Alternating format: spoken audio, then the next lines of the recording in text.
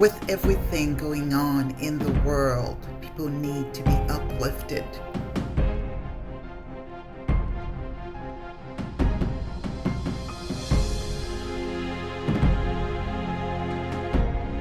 They need something that promotes character, creativity, confidence, and joy.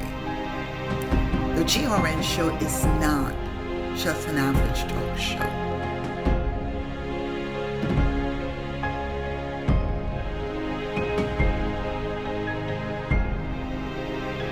The topics are powerful and will make you think. Join me on this journey to be informed, to relate, to connect, and to evolve. Good evening. My name is Gatel Ruiz Nicholas, and I'm your host for the GRN show. Our topic this evening is $15 per hour, a fight worth winning. There is much economic injustice in our community, and it is a malaise, and it affects all of us. And we get so caught up in our lives sometimes, we really are not aware of the struggles that our brothers and sisters go through day in and day out, particularly as they're working, making minimum wage, which federally, it's just about $8.25. Some of them have families to feed. Some of them have extended families to take care of. So it is always a struggle. And I wanted to highlight today, wanted you to put some faces and stories behind a $15 minimum wage movement. But before we do so, I'd like for us to take a look at this clip, which really highlights the history of the minimum wage. This is an American sweatshop. They flourished in the early 1900s when people were desperate for work. And since there were no regulations on what they had to pay, they paid workers next to nothing. So the US adopted something that had already worked in other countries, a minimum wage. This is a chart of the minimum wage in the United States over the past 60 years. You can see how it's gone up and up and up from $1 an hour in 1960 to $7.25 today. Go America, right? But this chart is actually pretty misleading. If you take the same line but adjust it for inflation, you'll see the problem. Every time the minimum wage has been raised, inflation has dragged it right back down. Really, America's minimum wage hasn't gone up. It's essentially stayed the same since the 80s. What you're seeing here, this constant up and down, this is weird. It's not how the rest of the world does it, and it leads to a bunch of problems for American workers and businesses. But it doesn't have to be this way.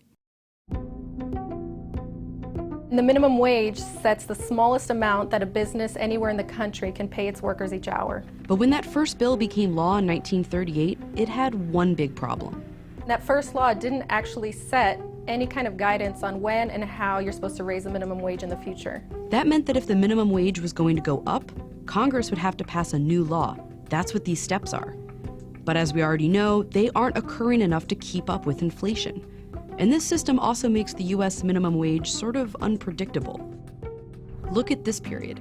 Starting in 1997, the minimum wage sat at $5.15 an hour for 10 years. Then it was raised in 2007 to $7.25 by 2009. Cool, but that's a 40% increase in a pretty short time, after a decade of inaction. How do you plan for that if you own a business? Not having that consistency does raise a lot of problems for business owners. Will they have to lay off employees? Will they have to reduce work hours? Or will they just raise prices on their customers? Imagine how much smoother that could all go if the minimum wage just kind of went up over time. Well, we don't have to imagine it. In France, they automatically raise their minimum wage every single year. They tie it to inflation and the average salary of a French worker. In Australia, a commission reviews the minimum wage every year, considering economic factors like inflation. The UK also has a commission, made up of union, business, and economic experts. The Czech Republic's commission consults with employer and union representatives. Their line is lower overall than America's, but it still trends upwards. Same with Costa Rica, and their committee reviews the minimum wage twice a year. In most countries, the minimum wage is in the hands of economic officials. In the US, it's in the hands of politicians. And that goes about as well as you'd expect. Today, the federal minimum wage is a poverty wage. Last thing we need are more one-size-fits-all Washington mandates. It could eliminate up to 3.7 million jobs. It would lift 1.3 million Americans out of poverty. Raise the wage for 33 million people, a quarter of the workforce. Those wages are only available if you get hired. Working people are doing their jobs. Let us do ours. Republicans have generally resisted increasing the minimum wage. They tend to support a lot of pro-business policies, and the business leaders do not want minimum wage increases. Democrats, on the other hand, they have a lot of support from labor unions, so they're the ones who are usually pushing for an increase to the minimum wage. So that's why Congress rarely agrees on raising the minimum wage, and what makes America's system different than other countries. This chart shows how much a minimum wage worker makes compared to the average worker in every developed country with a minimum wage. All these countries have some kind of commission or formula to determine what the minimum wage should be, and they review it every year or two. And then there's the US, who does neither and is dead last. If the US had done something similar, like tie the minimum wage to the average wage each year, we'd be here. Not amazing, but not an outlier. What we're talking about is the federal minimum wage, which applies to everyone who works in America. But states can set their own too, and about half of them currently have a higher minimum wage than the federal one, like Washington State, which in 1998 decided to raise theirs every single year based on inflation. Sound familiar? I mean, it's such a logical idea. It's done in other countries. It really doesn't make sense why it's not done at the federal level. Like, really, it's just about politics. Right now, politicians are yet again debating what the minimum wage should be. Should it be $15, $11, or should it not be raised at all? But maybe the solution to this never-ending debate is to take the decision out of politicians' hands.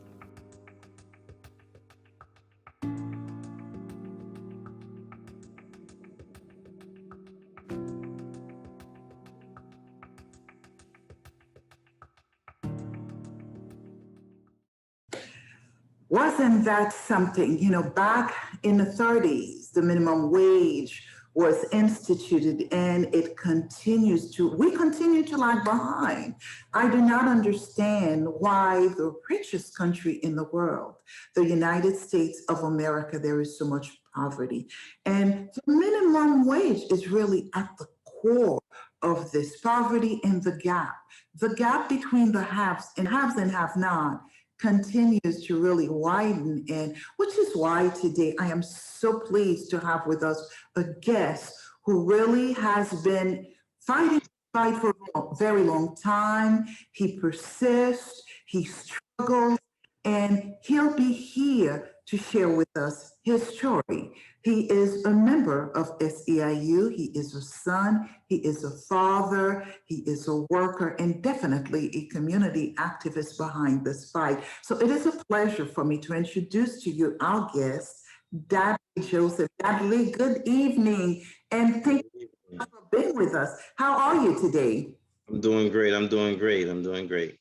Wonderful. Well, I want to thank you for being here with us, because this is something we've been hearing about at the federal level, at the state level, at the local level, and really progress is very slow. And I'm hoping this year we can really see some results. So tell us a little bit about some aspects of the $15 minimum wage fight that has been going on for decades. Yeah, the fight for 15 is basically about $15 an hour minimum wage. We're fighting for $15 an hour minimum wage for everybody, not for just essential workers, fast food workers. It's for mechanics, it's for nurses, healthcare, it's for everybody. We all need fight with $15 an hour. Our fight been going on, we protest, we've gone around to different McDonald's, Burger King. We've even gone to little conventions where we're talking about fight for 15. What are we gonna do? What ideas we need to come up with? What places we need to go, and who we need to talk to? That's basically what the fight is all about. And what is the minimum wage right now? The minimum. Tell us a little bit about your story in terms of where you work, your hourly wage, and why is this fight so important for you, Dadley? Okay, I've been working for Burger King for over right now over 4 years. Well, I've been making 8.25 an hour. Sometimes before I even get paid, I have bills that I have to pay that I'm behind, or my phone bill's off. It's been a time where my son has asked me for $5 and I couldn't even give it to him. So that's why I'm very passionate about 515, because it's also for the future for my son. I'm doing this for the future, not just for myself, not just for my family. It's for everybody. Great, great, great, great. So tell us a little bit. I mean, obviously the minimum wage is low, and we're hoping it will increase at least close to double. What are some of the things people who say, well, $15 an hour is really not what we need to go for, and we don't want to raise the minimum wage to $15 an hour? What are some of the arguments behind Oh, okay. raising the minimum wage to $15, and what would you tell them? Well, the argument is that $15 an hour will hurt like small businesses. People will go out of business and things of that matter. But it worked in California, so I know it can work in Florida also. So people don't have to be afraid, because right now they have different stimulus packages for small businesses that needs help through the COVID. So there's no failure. It's only I could say everything is going to happen real in a good way to help everyone. It's not like it's going to hurt anyone, because like I said before, it worked in California. It worked in California, and let's delve a little bit into that. And I've heard the comments that, it's going to put small businesses out of business. It really is going to adversely impact our economy. But from what I understand, the more money you have, the more you're going to spend. Right. So let's delve a little bit into that, simply because obviously right now, I'm certain you are on a very tight budget. Very tight budget. Sometimes I have to borrow probably a few dollars from a friend here just to make ends meet, to meet up with my bills, so it's definitely a big fight. But with everything that everybody's been saying about it, damage the economy, it won't damage the economy. It'll help the economy. You'll have more money to spend. You'll be able to afford health care. Some people don't even have health care. You'll be able to pay maybe your life insurance. Some people don't have life insurance. We all need that. So $15 an hour will help a lot of things that we need. Medicine, extra food in the house, things like of those nature. One of the interesting facts highlighted in the video is that, we've gone from 2009, right, very recently, not increasing the minimum wage. So it's like we are lagging almost a decade. Yes, we are, because the federal minimum wage has been only $7.25 over 10 years. So it's like, come on, everywhere, everybody. This is not just for Florida. It's for everybody. It's for the whole, United States. It's for everywhere, for everyone to be able to live comfortably. Because you don't have to work two jobs just to make ends meet. You have to have two jobs. No, you should have just only one job to be able to take care of what you need to take care of. You don't have to have two jobs, because sometimes you work in the two jobs and then now you're missing time out with your family and then you're tired. It just shouldn't have to be that way. You work for $1 billion corporations, McDonald's, $1 billion corporation, so I don't see it's not going to hurt them. It's not going to hurt anyone. And it's really all about spreading the wealth. Obviously, you have the directors, you have the top executives giving themselves $1 million raise, yet the workers at the very bottom are really not, it's not trickling down. The profit is not trickling down. So obviously they may say, okay, you have a job, be happy you have a job. But then again, inflation does not remain stagnant. So one of the things that really touches me, and maybe you can talk about it perhaps with some of the other members of the union, how does not having a decent minimum wage impact our children? Well, it impacts the children a lot, because there's a lot of things that you can you want to do with your kids, but you can't do it. So it's like it minimizes you on what you could do and what you can't do. So teaching them, of course, you can teach them at home and teach them manners, but there's a lot of things that you would like them to see, because you don't want them to go out there before you teach them and learn something else out there on their own. They may learn it in the wrong way. So having more always helps you more. Got it. When you have a tight budget, it's difficult. It's very difficult. You can't go this far because you got this amount of gas that you want to make it to work. And then you can't do a lot of things that you need to do. It hurts you. Now, let me ask you, obviously, there's been a lot of debate at the federal level as well as at the state level.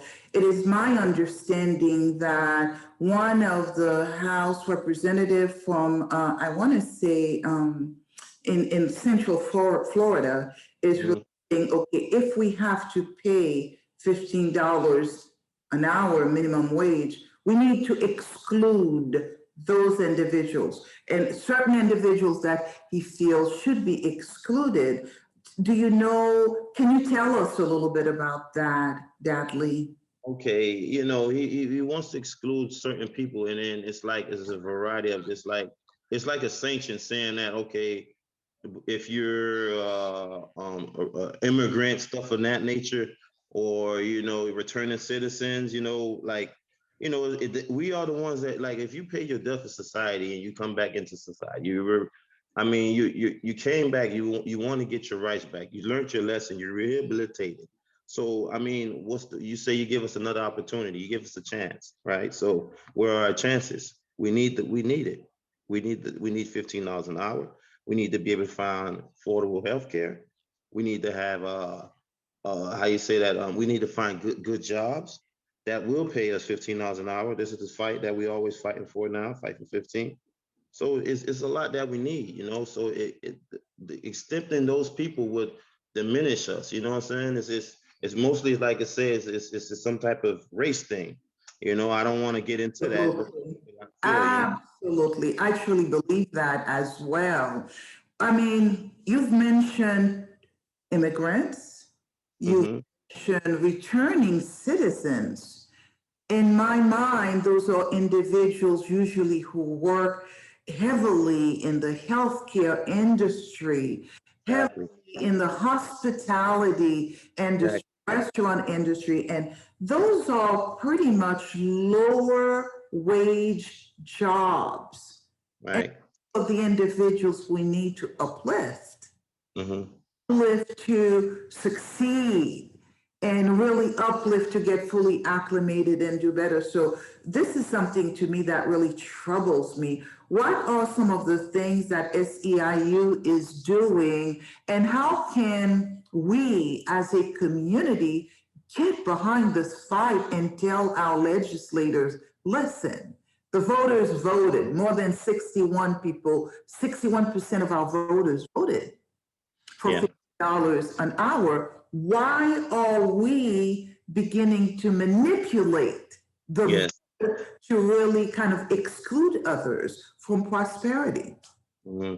Basically, I guess what's going on is like they see that we stood together, we fought together, and we won the votes. So now it's like a runaround. It's like they want to back in us and say, no, we don't want to give it to you. They want to extend us and exclude some people in that, but it's not right, So what we need to do is basically keep fighting, doing our protests, doing our peaceful protests, doing petitions, doing door to door, getting people to get out there and help us, to stand behind us. And then, our voice matters, once all of us stand together, they cannot not hear us.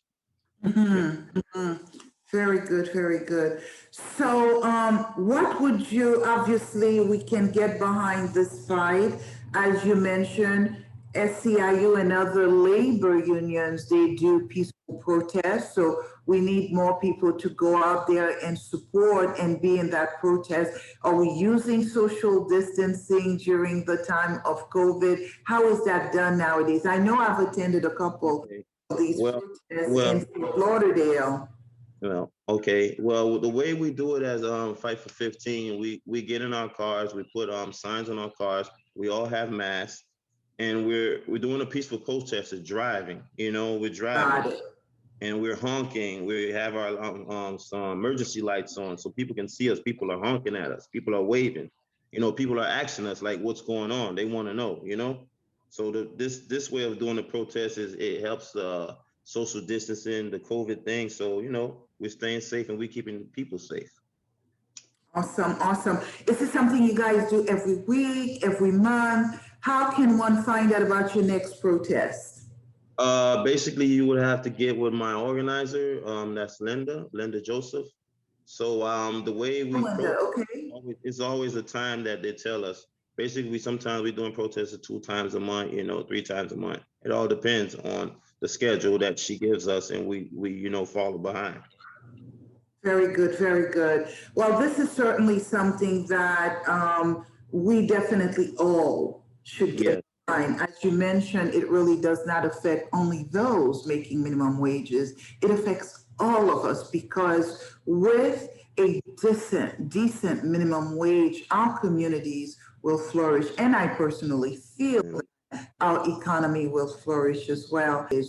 Dadley, the $15 per hour is not going to happen all at once. Can you please tell us what is the plan?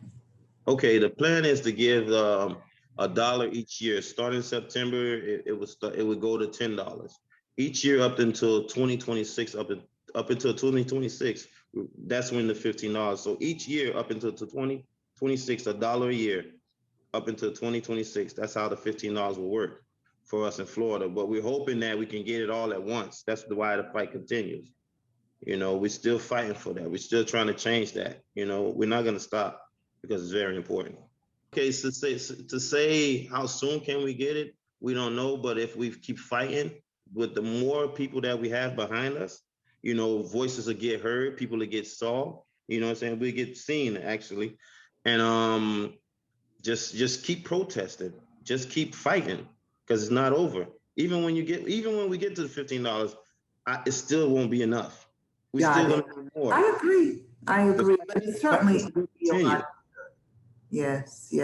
Fight will continue. Yes, I think $15 an hour amounts to about $31,200 a year, which really is not a whole lot for family really to take care of their families, particularly if they have 1 or 2 children, because children are costly. So the fight continues. So once again, thank you so much, Dadley. I appreciate the information and I appreciate you being with us. Keep on fighting. And my hope is that very soon everybody will be making $15 an hour. Have a good evening.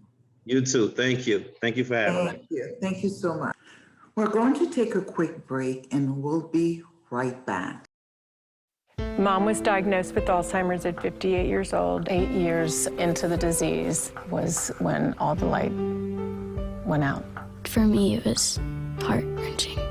Looking into the eyes of somebody with Alzheimer's, sometimes you just don't see the person's soul is like gone. And it takes a toll on everyone. I mean, it's a depressing disease to watch unfold before your eyes. She actually thought those of us who were caring for her and who loved her most were her worst enemies. More and more responsibilities fell on my shoulders. This disease just ravages a family. It changes your life.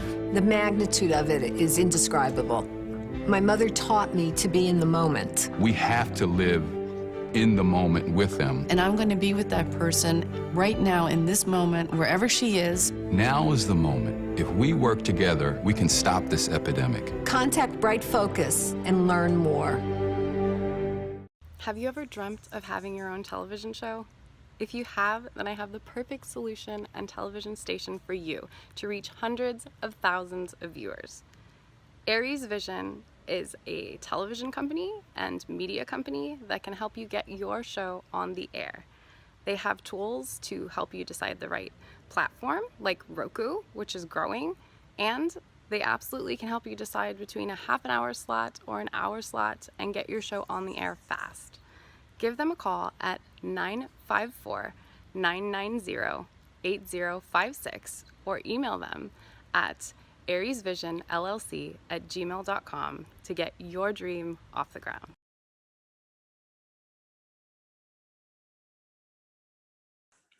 Good evening. We are back from our break, and unfortunately today, Coach Dorothy will not be with us. She is traveling, but will be back with us the next time. So we've approached the very end of our show and just wanted to leave you with these thoughts. Up to 2.5 million workers in Florida makes less than $15 an hour. In other states like Iowa, Mississippi, the numbers are even greater. And as I mentioned, the minimum wage is in the core of the poverty level that we are experiencing in the United States. Now imagine we are the richest country in the world, and so many people do not know where their next meal will be. And this is something I personally feel we cannot just let go by. Perhaps, as mentioned, some of us can pretty much go into some of the food pantries. There's a lot of food distribution assist, but as mentioned, the $15 per hour campaign is a fight that is definitely worth fighting for. By elevating the minimum wage, we're allowing people to really have the ability to really spend a little more on just food and shelter. It is good for our economy, no matter what people say. But most importantly, the voters did vote for a minimum wage of $15 an hour. And there is no way we're going to let our legislators really kind of destroy and not really pay attention to our voice. So again, do right to your legislators, whether the person is a returning citizen or an immigrant, they too deserve $15 an hour. So with that, I want to say thank you so much for joining us this evening. I'm Gitelva Reeves-Nicholas, and I bid you good evening and enjoy the rest of your Saturday night.